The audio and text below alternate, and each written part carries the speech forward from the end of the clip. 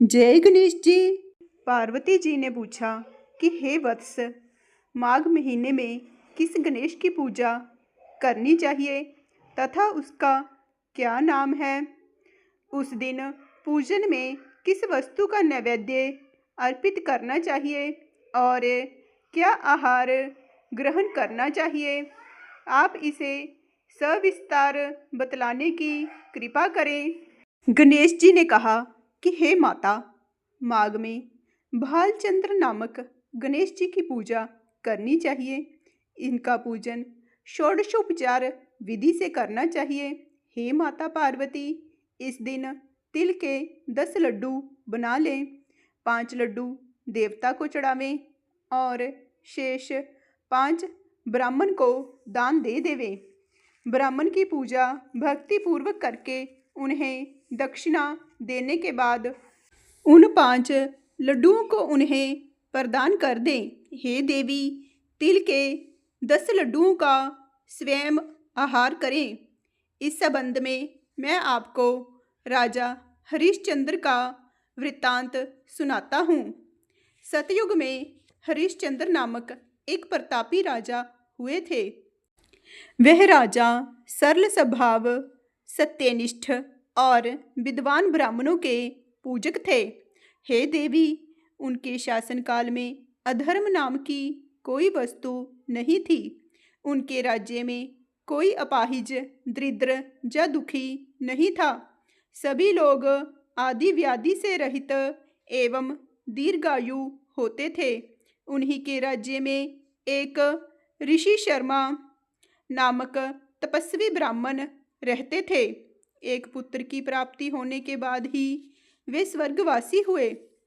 पुत्र का भरण पोषण उनकी पत्नी करने लगी। वह विधवा ब्राह्मणी भिक्षाटन के द्वारा पुत्र का पालन पोषण करती थी। उस ब्राह्मणी ने माघ मास की संकटा चतुर्थी का व्रत किया। वह पतिव्रता ब्राह्मणी गोबर से गणेश जी की प्रतिमा बनाकर सदैव पूजन किया करती थी। हे पार्वती, भिक्षाटन के द्वारा ही उसने पूर्वोक्त रीति से तिल के 10 लड्डू बनाए। इसी बीच उसका पुत्र गणेश जी की मूर्ति अपने गले में बांधकर स्व इच्छा से खेलने के लिए बाहर चला गया। तब एक नर पिशाच कुम्हार ने उस ब्राह्मणी के 5 वर्षीय बालक को जबरन पकड़कर अपने आवा में छोड़कर मिट्टी के बर्तनों को पकाने के लिए उसमें आग लगा दी। इधर उसकी माता अपने बच्चों को ढूंढने लगी। उसे ना पाकर वह बड़ी व्याकुल हुई। वह ब्राह्मणी विलाप करती हुई गणेश जी की प्रार्थना करने लगी।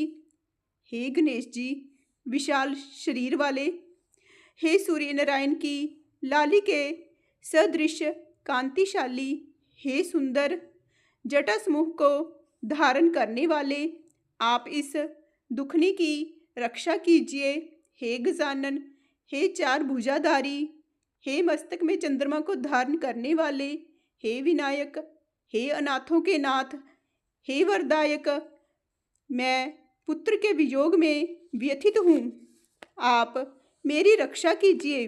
वह ब्राह्मणी इसी प्रकार आधी रात तक विलाप करती रही। प्रातःकाल होने पर कुम्हार अपने पके हुए बर्तनों को देखने के लिए आया। जब उसने आवा खोल के देखा तो उसमें जांग भर पानी जमा हुआ पाया। और इससे भी अधिक आश्चर्य उसे तब हुआ जब उसने उसमें बैठे एक बालक को खेलते हुए देखा। ऐसी अद्भुत घटना देखकर वह भयवश कांपने लगा और इस बात की सूचना उसने राज दरबार में दी। उसने राज्यसभा में अपने कुकृत्य का वर्णन किया। कुम्हार ने कहा कि हे महाबाहु, हे प्रज्वलित अग्नि के समान तेजवान, हे महाराज हरिश्चंद्र, मैं अपने दुष्कर्म के लिए वध के योग्य हूँ। उसने आगे कहा, हे महाराज, कन्या के विवाह के लिए मैंने कई बार मिट्टी के बर्तन पकाने के लिए आवा लगाया, परंतु मेरे बर्तन कभी भी नहीं पके और सदैव कच्चे ही रह गए। तब मैंने भयभीत होकर एक तांत्रिक से इसका कारण पूछा। उसने कहा कि चुपचाप किसी लड़के की तुम बलि चढ़ा दो, तुम्हारा आवा पक जाएगा। मैंने सोचा कि किसके बालक की बलि दूं? जिसके बालक की बलि दूंगा वह मुझे क्यों जीवित छोड़ेगा? इसी भय से, हे महाराज, मैंने दृढ़ निश्चय किया कि इसे ही बैठाकर आग लगा दूंगा। मैंने अपनी पत्नी से परामर्श किया कि ऋषि शर्मा ब्राह्मण मृत हो गए हैं। उनकी विधवा पत्नी भीख मांगकर अपना गुजारा करती है। अरे वह लड़के को लेकर क्या करेगी? मैं यदि इसके पुत्र की बलि दे दूं तो मेरे बर्तन पक जाएंगे। मैं इस जघन्य कर्म को करके रात में निश्चिंत होकर सो गया। प्रातः जब मैंने आवा खोलकर देखा तो क्या देखता हूँ कि उस लड़के को मैं जिस स्थिति में बैठा कर गया था वह उसी तरह निर्भय भाव से बैठा है और उसमें झांग भर पानी भरा हुआ है। इस भयावह दृश्य को देखकर मैं कांप उठा और इसकी सूचना देने आपके पास आया हूँ। कुम्हार की बात सुनकर राजा बहुत ही विस्मित हुए और उस लड़के को देखने के लिए आए। बालक को प्रसन्नतापूर्वक खेलते देखकर मंत्री से राजा ने कहा कि यह क्या बात है? यह किसका लड़का है? इस बात का पता लगाओ। इस आवे में जांग भर पानी कहाँ से आया? इसमें कमल के फूल कहाँ से खिल गए?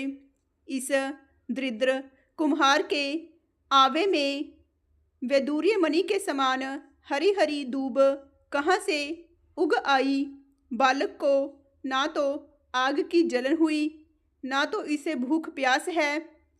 यह आवे में भी वैसे ही खेल रहा है मानो अपने घर में खेल रहा हो। राजा इस तरह की बात कह ही रहे थे कि वह ब्राह्मणी वहाँ बिलखती हुई आ पहुँची।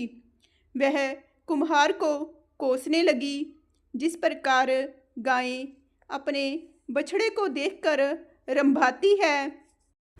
ठीक वही अवस्था उस बुढ़िया की थी। वह बुढ़िया बालक को गोद में लेकर प्यार करने लगी और कांपती हुई राजा के सामने बैठ गई।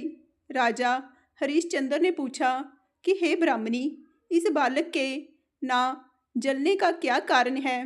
क्या तू कोई जादू जानती है अथवा तूने कोई धर्म आचरण किया है जिसके कारण बच्चे को आंच तक ना आई?